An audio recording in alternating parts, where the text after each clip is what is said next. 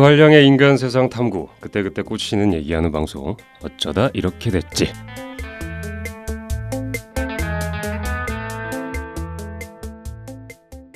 안녕하세요. 두 한량 중 세심한 관심이 필요한 량이입니다.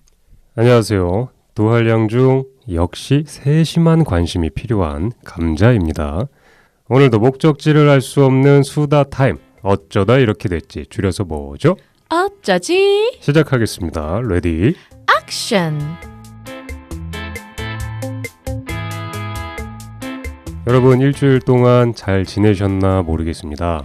더워서 많이 지치진 않으셨을까 좀 걱정이 돼요. 네, 더위 안 드셨을까 좀 걱정도 되고요. 이렇게 일주일이 금방 흘러서 저희가 또 청취자분들을 만나러 이렇게 단숨에 왔죠. 감자님은 일주일이 빠르게 흘러가셨나요? 어떻게 가는지 모르겠어요. 더위에 쩔어 있어가지고요. 정말 일주일이 힘들게 되게 금방 간 것 같습니다. 저는 더위에 쩔어서 1분 1초가 왜 이렇게 시간이 안 가는지 모르겠더라고요. 아, 그러게 말입니다. 요새 정말 더운데 더위 조심하시길 바라면서 양님께서 오늘의 주제에 대해서 설명해 드리겠습니다. 네, 오늘은 현 시대의 왕, 관종, 나는 관심이 필요해 라는 주제로 얘기를 해볼 거예요. 저희 그 대한민국에 지금 상주하고 있는 왕이죠? 네. 네, 왕이 2017년에 진정한 왕이죠, 관종. 네, 왕인데 왕이 되게 많네요. 5천만 넘는 것 같기도 하고. 예전처럼 네네. 그런 왕이 정말 이렇게 신격화되어 있는 세상이 아니잖아요. 아, 그렇죠. 누구나 왕이 될 수 있고. 우리는 평등하니까. 그렇죠. 량님도 사실 왕처럼 살고 있잖아요. 조용히 해요. 받들겠습니다. 그 태도는 마음에 들어요? 네. 받들도록 하세요. 네, 마마. 자, 그럼 시작해 볼까요? 시작부터 이렇게 헛소리를 이렇게 짓거리는데 아마 처음 들으시는 분들은 좀 당황하실 수 있어요. 왜냐면 여러분, 이게 바로 관종입니다. 서로 관심 받기 위해서 자기 멘트를 상대 멘트보다 앞서서 막 하고 있죠? 여러분, 저희 방송이 이런 네. 방송입니다. 이렇게 장난도 많고 네네. 언제까지 수다 떨 건가 끝이 안 보이는 참 수다스러운 방송이 바로 우리 어쩌지입니다. 여러분 환영합니다. 네, 너무 환영하고요. 이렇게 클릭해서 들어주셔서 정말 감사하다는 말씀 드리겠습니다. 네. 어쨌든 유머러스한 단어로 사용되기도 하고 비꼬는 의미가 내재되어 있기도 한 말, 바로 관종. 일명 관심종자라고 하죠. 네.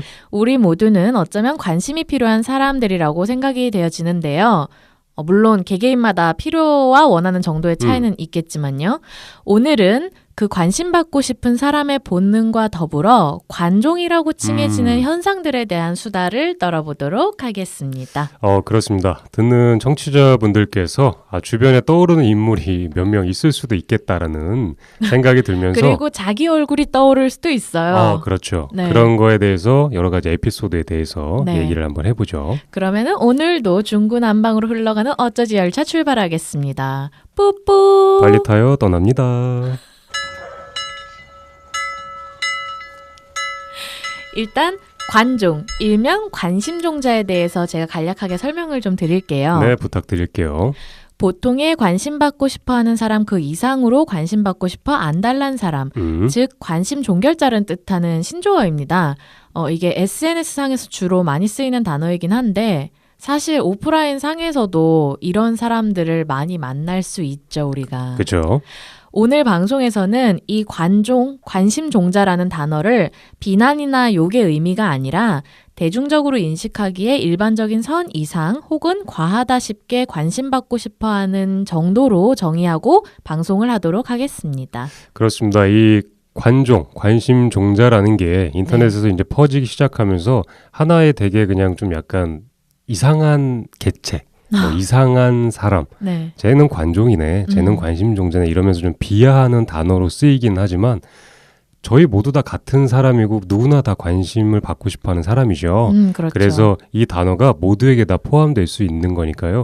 그렇게 약간 안 좋은 쪽으로 얘기하기보다는 왜 이렇게 관심을 받고자 하는 욕구들이 좀 생기는지 그거에 대해서 한번 얘기해보면 좋겠네요. 이 단어가 확실히 왜 금수저, 흑수저 이런 얘기 생기면서 양극화 현상이 되게 더 심해지고 사람들 생각하는 게 거기에 더 예민해지기도 했잖아요. 네, 그렇죠. 그것처럼 이것도 관종이라는 단어로 칭해지기 시작을 하면서 조금 더 그거를 비하하고 비아냥거리는 태도들이 많아지긴 했는데 사실 이거는 시작은 제가 보기엔 굉장히 안 좋게 비꼬는 걸로 시작이 된 걸로 알고 있는데 요즘은 물론 욕으로도 쓰지만 유머러스한 단어로도 많이 사용이 되고 있거든요. 네, 맞는 것 같고요. 사실 어느 하나의 마음에 들지 않는 행동을 싸잡아서 쟤는 관종이야 해서 카테고리로 묶어버리면 되게 쉽죠. 판단 내리기는. 네, 판단 내리기는 쉬우니까 사실 이런 단어들이 생긴 것 같아요. 네. 사실 시기적으로 조금 더 자기를 표현하려는 욕구가 SNS나 이런 것들이 생기면서 많아지다 보니까 그렇죠. 그런 사람들을 묶어서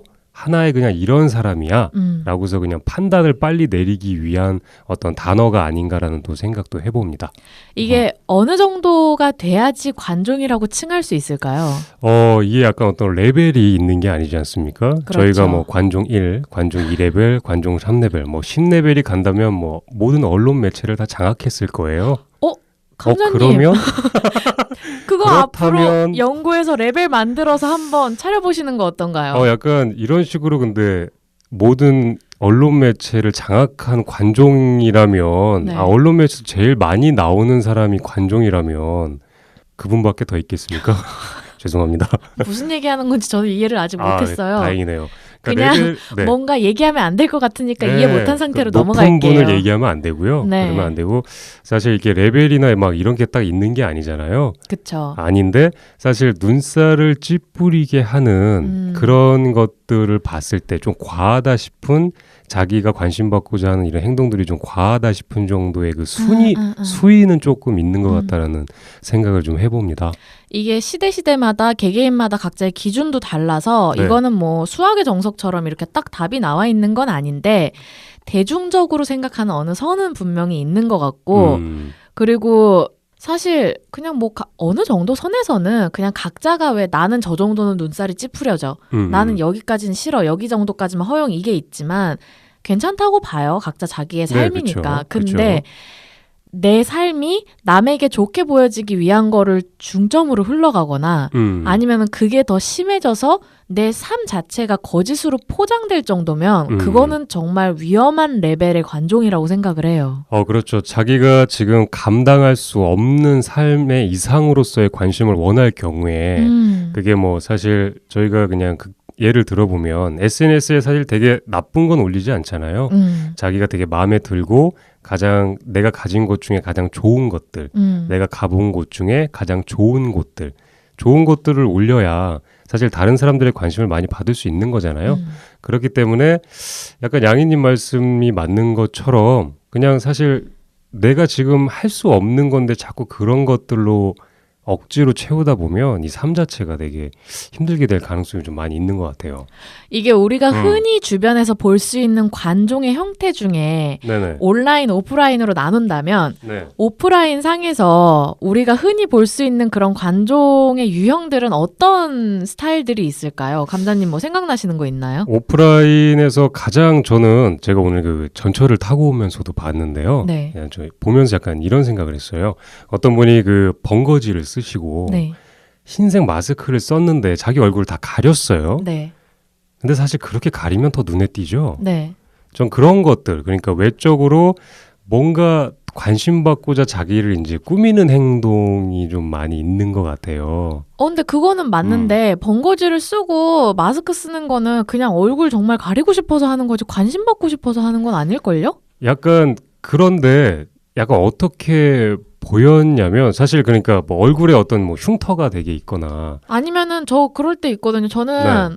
그지 같은 상태에서 머리도 안 감고 생얼로 밖에 나갈 때 마스크 눈 밑까지 쓰고 모자 쓰고 그러고 나가거든요. 근데 사실 이렇게 생각할 수는 있는 것 같아요. 그냥 내가 그냥 생얼로 나가도 사실 사람들은 큰 관심은 없잖아요. 그렇지만 내가 창피하고 안 괜찮잖아요. 그렇긴 하죠. 그렇진 않은데 오히려 더 눈에 띄는 패션인 것 같아요. 그냥 제가 생각했을 때.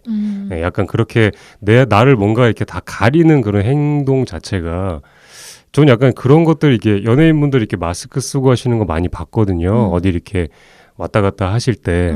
그래서 오히려 더 그런 것들이 관심을 좀 유발하는 행동이 아닌가라는 그러니까 생각이 좀 그거는 들어서. 본인 의도랑 다르게 그렇게 되는 거. 이게 분명 그런 거 있어요. 똑같이 마스크를 쓰고 모자를 쓰시는 분들 중에 네네. 연예인 코스프레 하느라고 아, 예, 그거죠. 있어 예. 보이려고 그러시는 분들이 있는데 저처럼 정말 지금 당장 난 슈퍼를 가서 뭘 사야겠는데 음. 도저히 이 몰골로 난 밖에 못 나가겠다 싶을 때 그쵸, 그쵸. 어쩔 수 없이 그러시는 분들도 많아요. 그것도 있고요. 오프라인 상에서 관심을 받는 건 어쨌든 되게 외적으로 꾸며지는 거에 되게 치중이 많이 된다라고 생각을 좀 해보는 것 같아요. 내가 가지고 있는 것들, 그리고 내가 지금 가지고 있는 외모들, 이런 것들로 그냥 오프라인 상에서 많이 관심을 받고자 약간 하는 것 같고요. 어떤 경우 뭐 이렇게 특별히 겪어본 케이스 없으세요? 제 주변이나 제가 겪어본 경험으로서는 사실 그 관심을 받으려고 하는 행위를 이렇게 보이면 사실 직설적으로 이렇게 얘기를 해주는 스타일이기는 해요. 제가 어떤 유형을 보신 적이 있어요? 그러니까 지금 얘기하고자 하는 거는 네. 감자님에 대한 감자님이 그분들을 어떻게 생각하냐가 아니고 네네. 어떤 유형의 분들이 있을까를 지금 얘기를 해보자는 거예요. 근데 잘 모르겠어요. 어떤 분들이 그렇게 오프라인 상에서 관심을 받고자 하는 행동이 있을까? 그냥 저는 사실 잘 떠오르는 건 지금 딱 없는 것 같아요. 이게 제가 주변 지인들 의견도 좀 모아보고 경험담을 좀 모아봤는데 제가 예시를 이제 몇 개를 제시를 해볼게요. 들으시는 청취자분들도 주변에 이런 분들이 있는지 혹시 내가 그런 사람은 아닌지 한번 생각을 해보세요.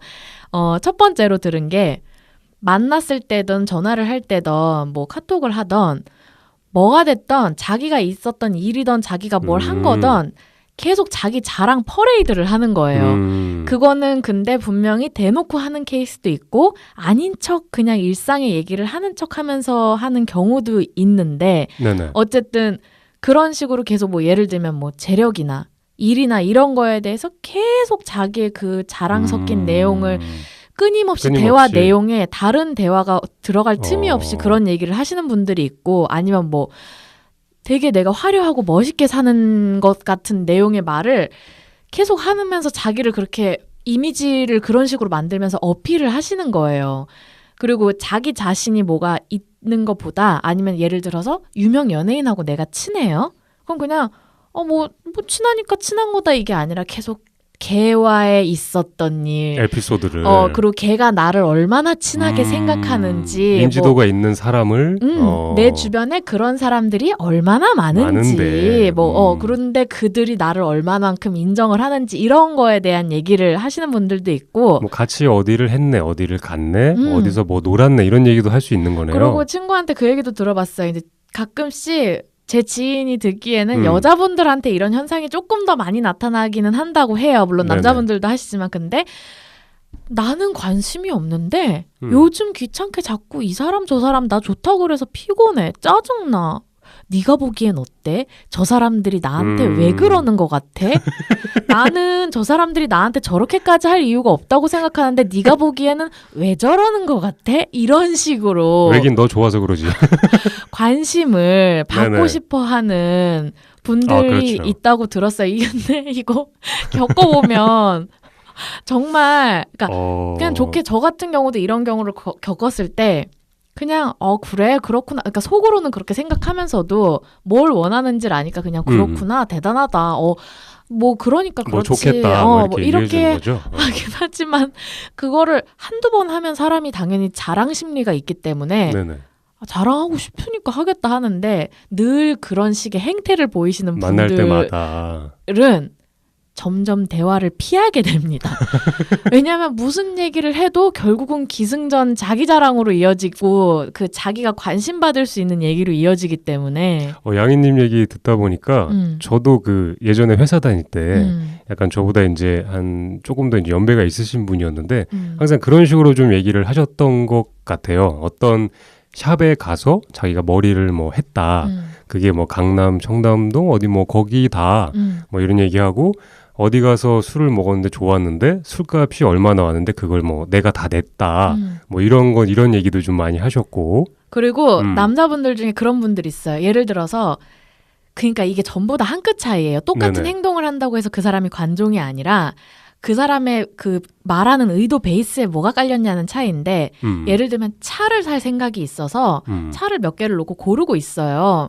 근데 그거를 자기가 그럴 수 있어요. 진짜로 결정장애 와서 결정을 못 네, 하겠고 너무 고민돼서. 그래서 친구들한테 자꾸 그 자기 리스트에 있는 차들을 보여주고 얘기하면서 뭐가 나은지 의견을 들어보고 순수하게 정말 자기가 결정을 못 하겠어서 그러시는 분들이 있는 반면 그런 분들도 있죠.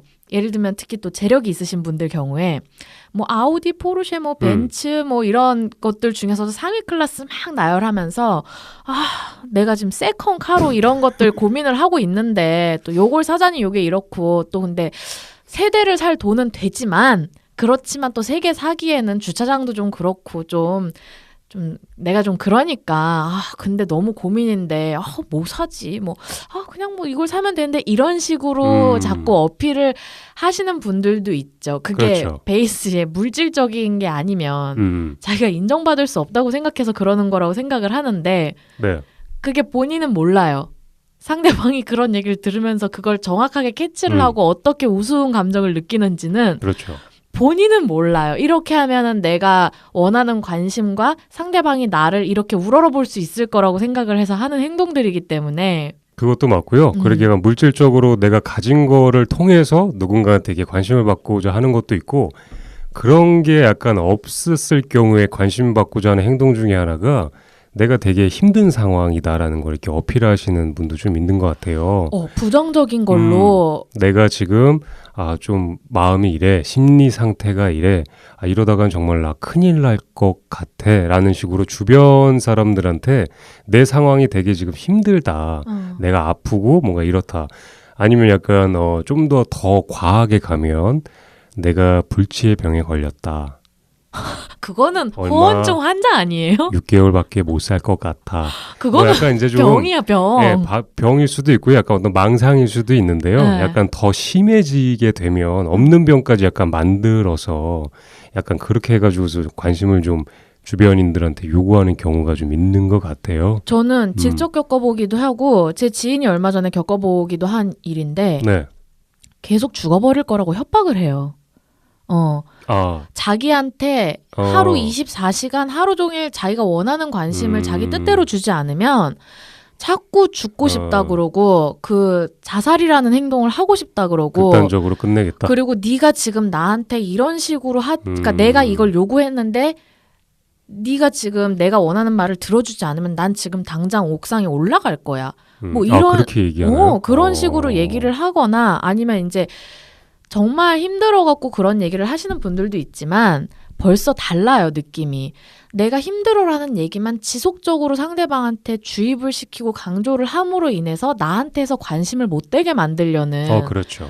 그리고 나를 불쌍히 여기고 나한테 더 잘해주게 하기 위한 그런 어린아이 같은 관심을 유도하기 위한 방법이거든요. 양희님 말씀 듣다 보니까 또 하나 생각나는 게 그 일부러 약간 화를 내는 경우도 좀 있어요. 맞아요. 어떤 상황에서든지 사실 화를 안 내도 되는 상황인데 일부러 큰 소리를 내거나 자기한테 이제 이목을 집중시키게 하는 그런 행동을 하게 돼서 그 순간 관심을 받아서 내 의사 전달을 확실하게 하고 내 마음대로 조금 더 굴러갈 수 있게 하면서 나는 이제 다 관심을 받는 거죠. 내 뜻대로 되는 거죠. 어쨌든. 그렇죠. 그게 또 약간 화를 내거나 어떤 우울한 상황을 내가 어필하거나 하는 거랑 약간 그러니까 물질적으로 내가 상대방한테 관심을 못 받는 상황이 되면 어떤 식으로든지 이런 쪽으로 나 하나의 내 몸이나 내 감정이나를 이용을 해서 이렇게 해서 약간 상대방의 관심을 좀 요구하는 것 같아요. 이게 화를 내시는 분들 경우에는 저는 그렇게 생각이 들더라고요. 그냥 관심을 받고 싶은 것보다 나한테 너희들은 함부로 할 수 없어. 내 의견이 다 맞아. 나는 이렇게 센 사람이야. 나한테 함부로 덤비지 마라고 자기가 원하는 이미지를 상대방들한테 그 이미지로 주입을 시키고 싶기 때문에 그런 과잉 행동을 하시는 거라고 생각을 하거든요. 그렇죠. 그럼 뭐 사실 뭐 사탕을 하나 물려줄 수는 없잖아요. 자, 이거 먹고 조용히 있을래? 이럴 수는 없어요. 왜냐하면 아마 그렇게 되면 다른 방법을 찾을 거예요. 네, 그죠. 화내는 게 안 먹히면 또 다른 방법을 찾게 될 가능성이 좀 큰 것 같아요. 그리고 이렇게 뭐 죽어버릴 거야 이런 협박을 하시는 부정적인 감정의 과잉이라던가 뭐 화를 내는 방식을 하시는 분들 중에 그게 제대로 안 먹혔을 때 그 행동이나 감정의 강도를 레벨을 계속 올려서 상대방이 결국은 너무 과하니까 진짜 사고를 칠까봐 걱정돼서 그걸 들어줄 수밖에 없는 고문의 형태로 그런 그렇죠. 걸 발휘하시는 분들이 있어요. 물론 이거는 본인이 우울하고 욱하는 성격이라고 해서 그렇게 관심을 받기 위해서 한다는 내용이 아니라 그렇게 이용하시는 분들이 있다는 얘기니까 오해하시면 안 되고요. 그렇죠. 네. 듣다 보니까 사실 관심을 받기 위해서 참 여러 가지 행동들을 하네요. 일단 과잉이 되는 경우에 그게 왜 제가 원래 성격이 저래서 뭐 원래 쟤는 저렇게 욱해. 원래 쟤는 저렇게 우울한 애야. 왜 원래 쟤는 저렇게 깝쳐.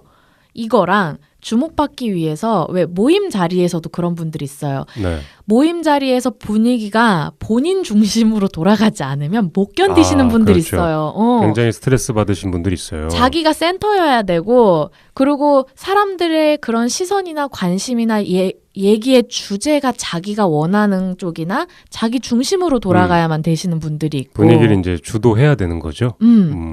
그리고 이것도 제가 직접 겪어본 건데 네.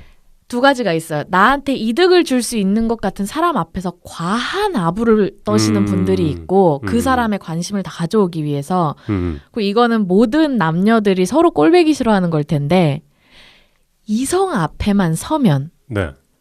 그 이성을 가리지 않고 과도하게 교태를 부리시는 분들이 있어요. 그냥 그리고 네네. 이성이 심지어 나 말고 다른 이성에게 관심을 가지면 못 견디고 자기가 더 관심 받기 위해서 발악을 하는 그런 경우들. 이성은 확실히 더 동성보다 확실히 더 나한테 관심을 받는 강도가 더 센 것 같아요. 동성이 나한테 주는 관심과 이성이 주는 관심을 한번 곰곰이 생각을 해보면 뭐 그냥 동성이 밥 먹자 한마디와 이성이 밥 먹자 한마디는 하늘과 땅 차이지 않습니까? 그렇죠.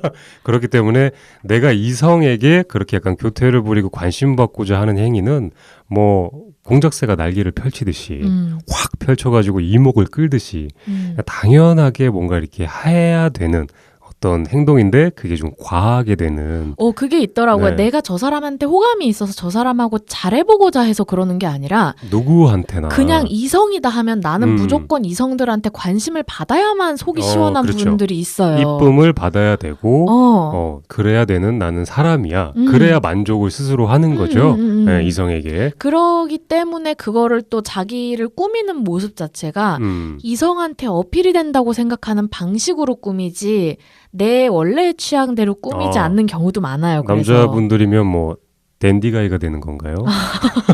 댄디가이도 댄디가이가 되게 옛날 말인가요? 했을 때 네. 댄디한 스타일이 나오시는 분들이나 댄디하죠. 근데 이게 안 나오는데 이렇게 스타일이 이렇게 고집하시는 분들도 많이 있어서 본인이 이성한테 어필하려고 네네. 댄디한 스타일을 추구하시면 평타는 갑니다. 아, 그런가요? 그 이상의 과도한 어떤 시도를 하시면 왜 여자분들도 그렇잖아요. 네. 뭐 소개팅을 나가던 뭐 어떤 이성들과의 자리에 가던 잘 보이고 싶어서 이성들이 좋아할 만한 스타일로 꾸몄을 때 잘 적정선으로 꾸미면 굉장히 매력 어필이 되게 그렇죠. 괜찮은데 이제 그렇죠. 과하게 거의 뭐 속옷 수준으로 짧은 같이 있는 사람들이 불편할 정도의 그런 네, 하의라던가 부담스러운. 아니면은 내 가슴이 D컵이야. 이것 좀 봐줄래? 라는 식의 옷을 의도적으로 그러니까 그게 자기는 너무 난 아메리칸 스타일이라서 이래 이게 아니라 정말 누가 봐도 마음에 손을 얹고 생각을 했을 때 나는 관심 받기 위해서 그렇게 한다면 그렇죠. 그런 것들이 있죠. 네. 이게 이제 온라인이 비슷한데 오프라인 상에서 결국은 확장된 형태라고 생각을 해요. 그렇죠. 이게 지금 오프라인 상에서 예를 든 건 제가 겪어본 거나 제 지인들의 이제 경험담을 제가 좀 모아본 예시였고 네네. 또 청취자분들이 겪어보신 다른 여러 가지 경우가 있을 거라고 생각이 되는데 온라인에서는 감자님이 생각하시는 그런 관종이라고 하는 행태가 좀 뭐가 있을까요? 일단 관심 종자라는 이런 타이틀을 생성하게 만든 것 자체가 온라인 시장인 것 같아요. 온라인 시장에서 파생이 됐기 때문에 그 안에서 정말 5만 가지가 있습니다. 관심을 받기 위한 행동. 사실 그리고 그 관심을 받기 위한 행동이 지금은 돈벌이로까지 그렇죠. 자리를 잡았어요. 뭐 BJ분들이나 뭐 이런 분들이 극단적인 행동을 해서 관심도 받고 심지어 뭐 SNS에서 나의 어떤 내가 가진 물질적인 것들, 좋은 것들을 꾸준하게 올려서 관심을 받고자 하는 행동도 약간 관심 종자다라고 볼 수도 있고요. 이게 보면 가장 일상적으로 꼭 무슨 SNS까지 안 가더라도 네. 카톡 대화명 하고 사진 그렇죠. 그때그때 자기 심경이 담긴 걸로 딱 그런 거 남자친구나 여자친구랑 싸웠다 바로 대화명에 그런 심경 글을 올려놓고 그랬을 때 바로 예쁜 사진을 해놨다가 새까만 배경으로 바꿔놓는다던가 아니면 사진을 지워버린다던가 그것도 있고 약간 그 지금의 내 모습이 아닌 아주 오래전에 어여쁘고 멋있었던 모습 한 3, 4년 아 그런 분들 있죠. 멀리 가면 뭐 10년도 갈 수 있어요. 예전에 괜찮았던 지금은 머리가 짧은데 머리가 긴 사진이라든지 그런 것들을 이제 딱 올려놓고 아 이때는 그랬는데 뭐 이런 멘트를 같이 곁들여서 해놓으시는 분들도 있고요. 이때는 그랬는데 정도면 저는 그건 괜찮다고 봐요. 뭐 다 추억에 젖어서 아 내가 오랜만에 옛날 사진 보니까 되게 예뻤네, 되게 멋있었네 해서 올릴 수 있는데 가끔 심한 분들 그런 분들 있어요. 네. 몇 년 전 사진이 지금 현재의 자기의 일상인 것처럼 몇 년 전이라는 티를 안 내고 지금인 것처럼 거짓말은 안 했지만 누가 봐도 지금인 것처럼 오해하게 지속적으로 포스팅을 하시는 분들도 있어요. 지금의 내 모습 그래서 넌 나이를 먹지를 않아. 야, 넌 어떻게 지금도 대학생 때랑 똑같아. 어쩜 이렇게 피부가 이래? 와, 너 진짜 예쁘다. 옛날 사진이거든요. 근데 어쨌든 옛날 사진인데 지인분들께서는 그렇게 코멘트랑 댓글을 달아주는 거잖아요. 거기에 대해서 옛날 사진이라는 부정을 하지 않아요. 물론, 아무 멘트도 안 하고. 특별히 거짓말도 하지 않지만 저는 그건 약간 병적이라고 생각을 하거든요. 그 정도는. 거기에다가 써주고 싶네요. 이거 3년 전이잖아. 그렇게 왜 올려? 그렇게 되면 또 되게 짜증나는 스타일의 친구 되는 거잖아요. 그렇게 되고 아마 그렇게 쓰면 또 그 사진 같은 그런 분들 같은 경우에 또 바로 다 사진을 삭제하기 때문에. 예. 근데 하나의 삶에 재미를 줄 수도 있다라는 생각을 또 문득 해봐요. 만약에 일상에서 그렇게 내가 그런 사진으로서 올려서 관심을 받고자 하는 행위까지 안 하면 뭔가 지금 되게 힘들어서 그렇게 하는 거구나 뭐 이런 생각도 좀 해보네요. 그러니까 뭐 일단 SNS를 하면 그렇죠. 문제고 뭐고를 다 떠나서 재밌어요. 너무 안 재밌죠? 심심하고 네. 이게 남들이 그거 다양한 모습의 사진만 이렇게 구경을 해도 인스타 같은 거 보세요. 특히 몸매 자랑, 얼굴 자랑 하시는 분들 많아요. 스타일 자랑. 네, 다 있잖아요. 보면은 특히 몸매 자랑 진짜 오그라들어서 어디 숨고 싶을 때 많아요. 그렇게 배를 까고. 저도 그 양희님 말씀 듣다 보니까 생각나는데 그 필라테스 하시는 영상을 여자분들께서 그렇게 그 동영상으로 쫙 달라붙는 하이 그 뭐라 그러죠? 그 옷. 그냥 저는 그 요가복이라고 해요. 요가복 같은 필라테스 복인가요? 항상 그런 거 이렇게 입으시고 이렇게 힙이 올라갔다가 내려오는 영상을 꾸준히 찍으셔가지고 이렇게 올리시더라고요. 대부분 한 번씩은 다 찍으시는 것 같아요. 나 그거 뭔지 알아. 내가 그 심정을 알겠는 게 내가 필라테스를 하기 전에는 왜 저러지? 이랬어요.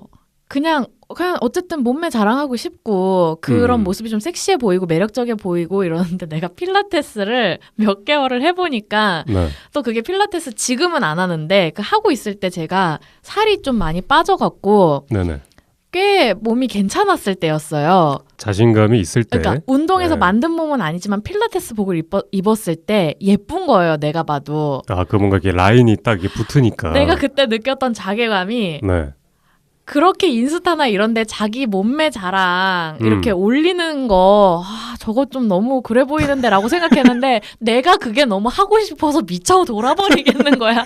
막상 내가 필라테스를 끊고 거기에 딱 맞는 옷을 입고 거울 앞에 섰는데 이쁜데? 내가 옷도 잘 골라서 옷도 너무 나한테 잘 어울리고 너무 예쁜 거야. 사진을 안 찍을 수가 없네. 그래서 매번 필라테스 시작하기 전이나 끝나고 나면은 꼭 거울에다가 셀카를 찍어요. 그리고 나서 기록하는 거네요. 계속 그 욕구에 시달려요. 세상에 뱃살 없는 것 봐. 올리고 싶다. 세상에 허리 얇은 것 봐.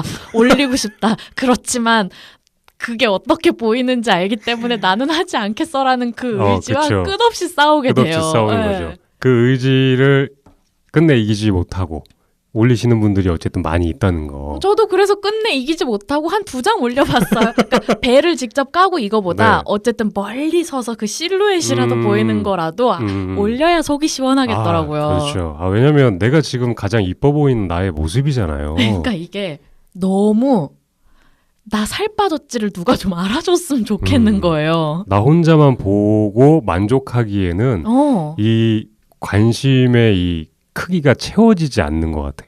너무 아까워. 타인이, 나 혼자 알기 너무 아깝고. 다른 사람들이 보고 같이 공감해줘야 만족을 느낄 수 있는 거죠. 그리고 이제 물질적인 것 같고 SNS의 생활 문화권이나 물질적인 것 같고 그 되게 굉장한 허세를 부리시는 분들 많잖아요. 뭐 어마어마하게 있는 것 같습니다. 뭐 여러 가지로 카페 테이블 위에 뭐 5만 가지 비싼 것들 뭐 자동차 키부터 시작해서 가방부터 시작해가지고 키도 뭐 하나만 올리면 상관없어요. 뭐 여러 가지를 또 올리기도 하고요. 거기에 약간 밑에 그 내 신발이 보여야 돼요. 왜요? 신발도 좀 보이게 잘 찍더라고요. 신발 브랜드도 나 비슷하게. 그거 몰랐네. 그리고 약간 시계도 보이고요. 내 팔도 보여야 되죠. 이게 네, 뭐. 남자분들의 특징은 네. 시계, 차키예요. 차키. 근데 내가 같은 여자지만 정말 이해가 안 가는 SNS의 형태가 있어요. 네. 식사하러 간 레스토랑이나 카페에서 테이블 위에 도대체 음식 나왔는데 핸드백은 왜 얹어놓고 사진을 찍는 거예요? 누가 식탁 위에 그렇게 예의 없이 핸드백을 올려놓고 차를 마시고 밥을 먹나요? 약간 그런 것도 본 것 같아요. 그게 약간 그런 고급진 약간 어떤 레스토랑 약간 이런 거였는데 밖에 풍경이 약간 되게 좋았어요. 뭐 호수가 보이나? 약간 이런 거였는데 호수 앞에 가방이 있더라고요. 그니까 나 그거는 진짜 네, 그런 많이 것도 본 게 있고요. 예. 전형적인 패턴 2개가 여자분들은 무슨 사진을 찍어도 희한하게 가방 광고 화보처럼 가방을 꼭 그렇게 명품 가방을 이렇게 놓고 찍으시고 납득이 안 가는 상황에.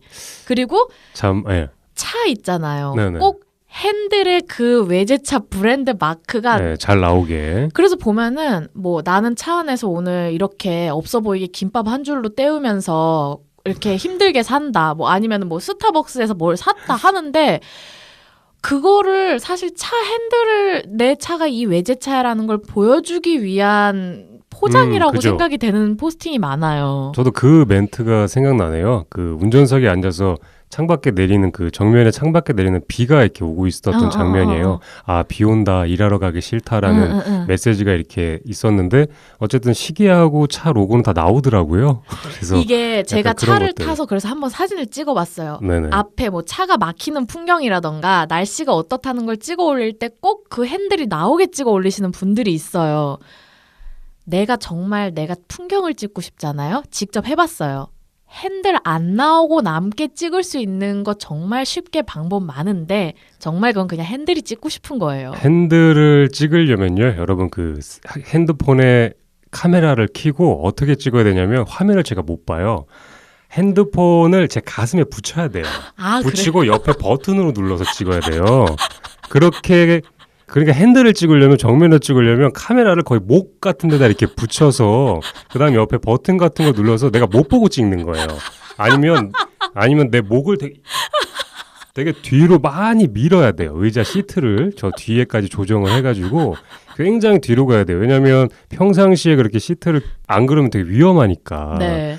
그리고 운전하면서도 이렇게 동영상 같은 거 남자분들 이렇게 운전하는 맞아. 모습 많이 찍는데 대부분 그 차 같은 게 많이 나오게 운전하면서도 찍고 좀 약간 위험하기는 한데 어쨌든 양희님이 얘기한 것처럼 뭐 레스토랑 테이블에 가방을 올려놓든 뭐 남자분들 뭐 시계가 보이는 차를 찍든 그 외에 또 여러 가지 있잖아요. 뭐 신발만 찍어서 올리는 분들도 계시고요. 그런 것도 많고 이제 네. 그런 사진으로 하는 거 말고 그게 뭐 페이스북이든 뭐 인스타가 됐던 뭐가 됐던 본인의 현재 심경글.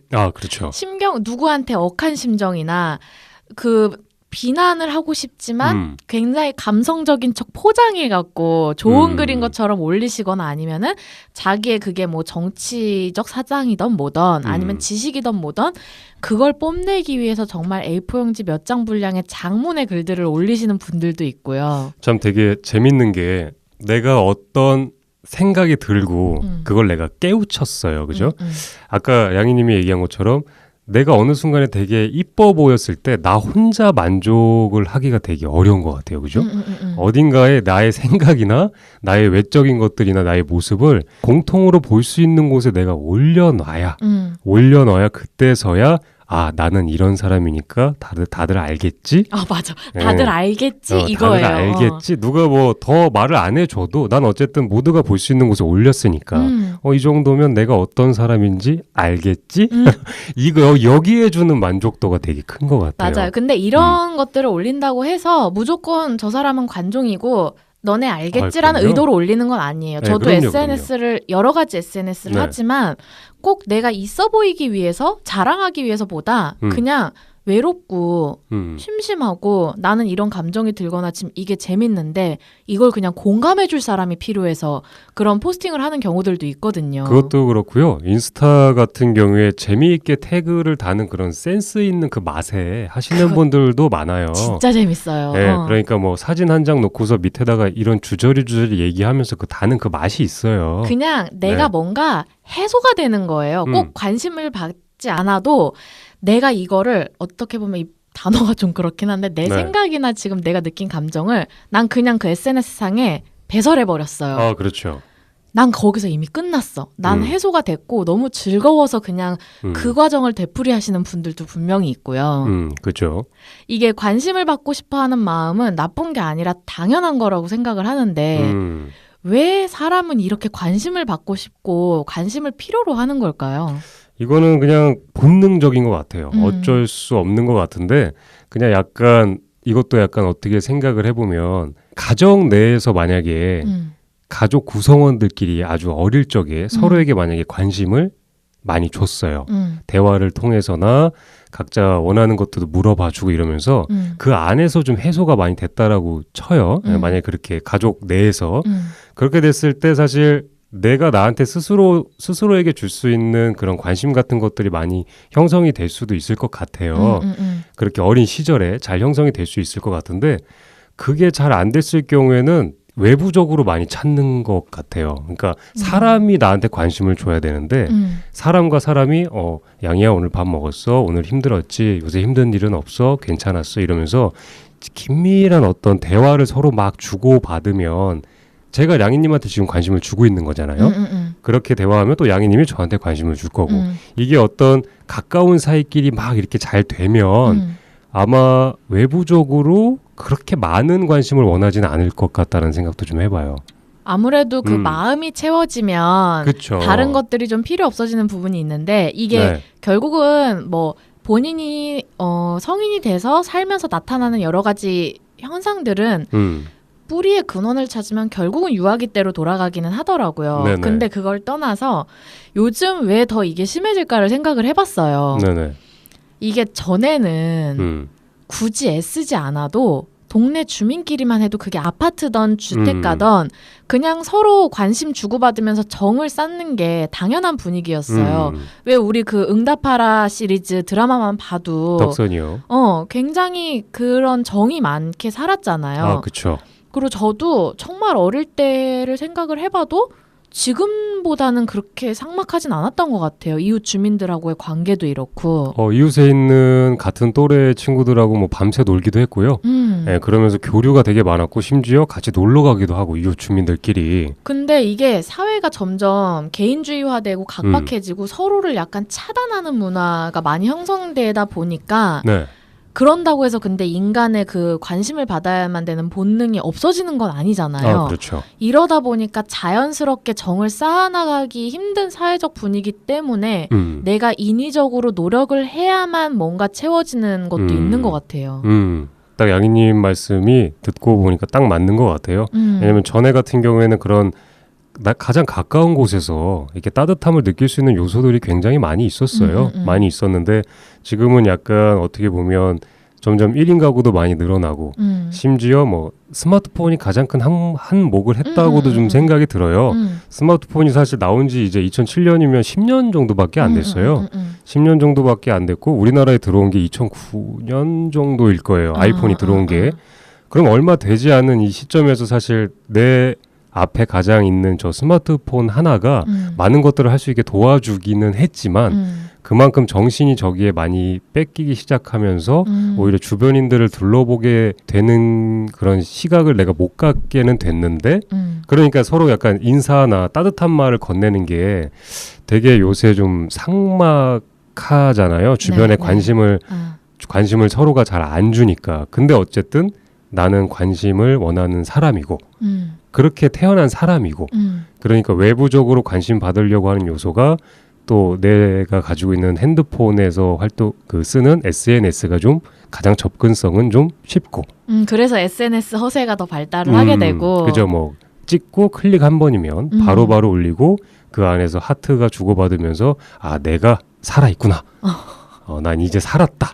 그러니까 이게 이게 좀 느끼게 되니까요. 주변에 친구가 있어도 내가 원하는 관심사를 친구들하고 항상 얘기할 수 있는 것도 아니고 또 주변인들도 각자 먹고 살기 바쁘다 보니까 나한테 그만큼 애정을 주고 관심을 주기가 힘들다 보니까 이게 뭔가 그리고 꼭 그런 애정의 문제가 아니라도 내 삶에 내가 어떤 결핍에서 오는 그런 허한 마음에 더 아락바락 그렇게라도 해서 그러니까 사실 SNS에 올리는 내용과 전혀 상관없는 결핍일 수도 있어요. 그렇죠. 연관된 결핍일 가능성이 크지만 네. 없을 수도 있지만 어쨌든 그 허함을 채우기 위해서 하는 것도 있고 그리고 그냥 충분히 가질 거 다 가지고 그렇게까지 할 필요가 없어도 그냥 끝없는 인정 욕구와 욕심인 경우도 그럼요. 있어요. 정말 그 인정 욕구가 인간은 정말 강하잖아요. 마르지 않는 것 같아요.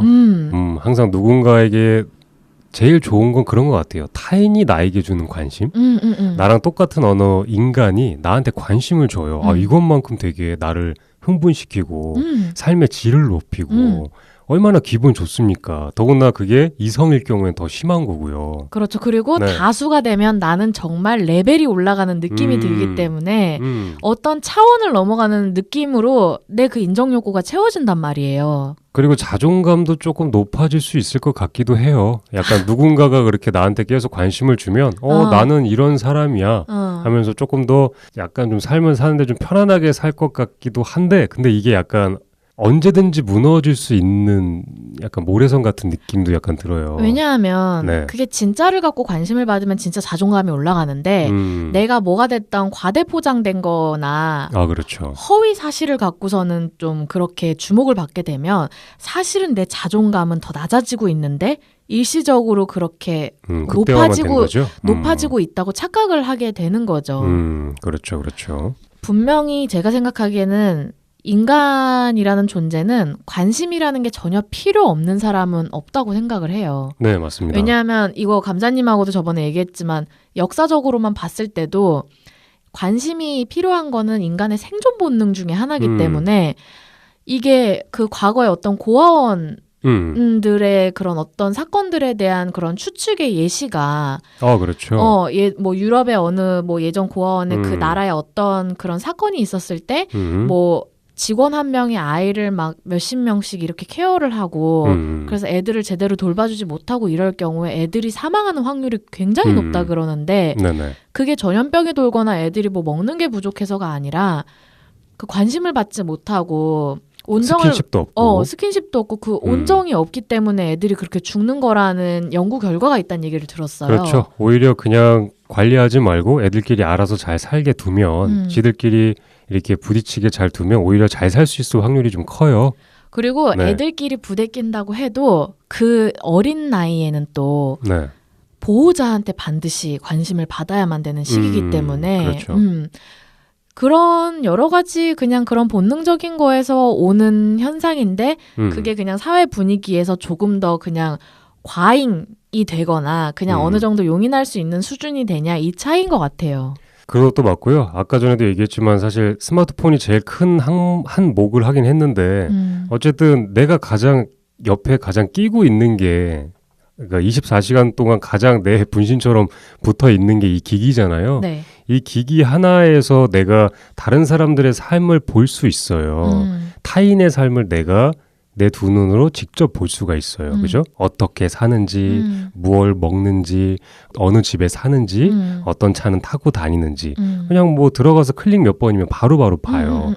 이게 사실 나한테 자극이 없을 수가 없죠. 네. 너무 큰 자극이 되고 그러면 저렇게 살아야 관심을 이 세상을 살려면 저렇게 살아야 관심을 받는 거구나. 저런 사람들은 얼마나 행복할까.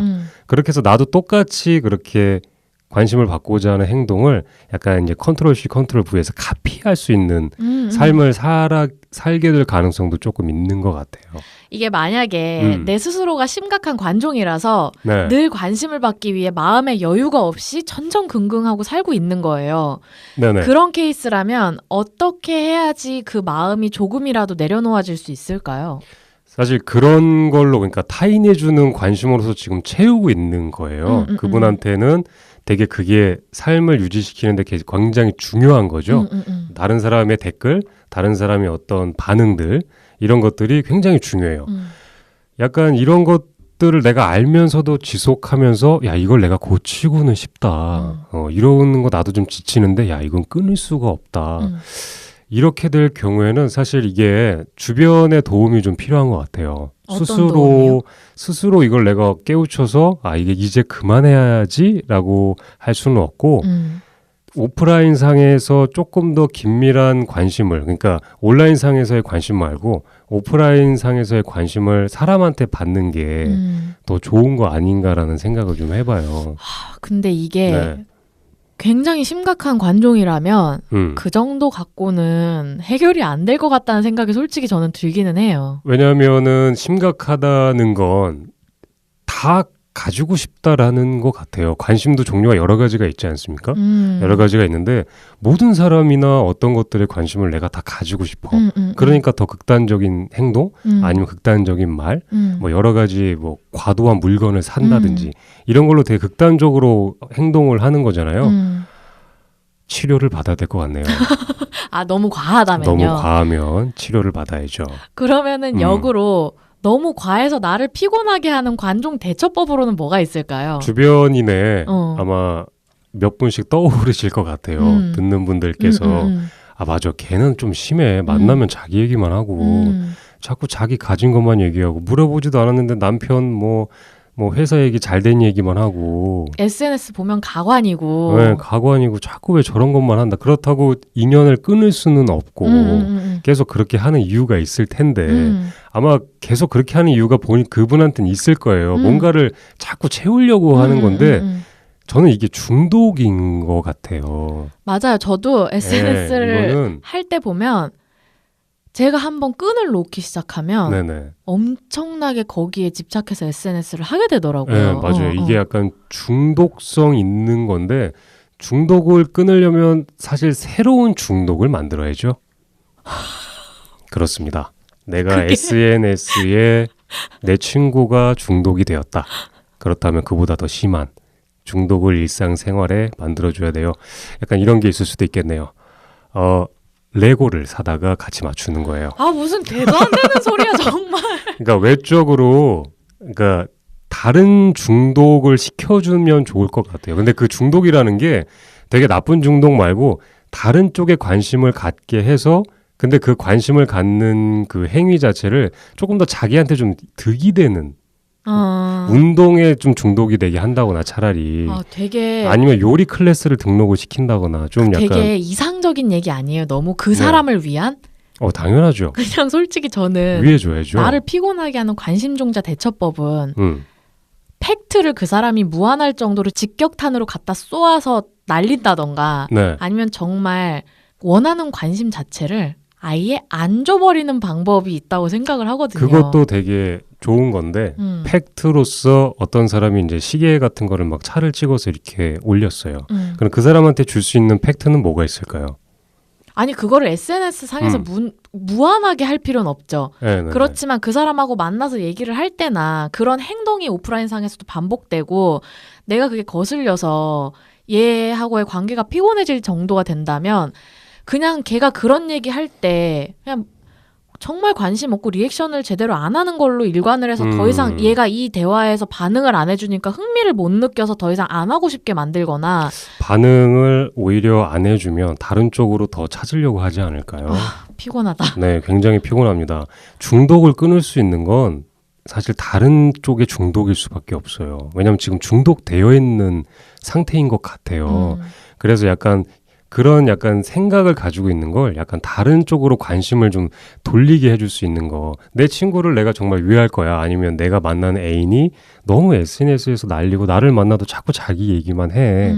그렇게 됐는데 나는 뭐 얘랑 헤어질 마음은 없어. 저 부분만 좀 고쳤으면 좋을 것 같아.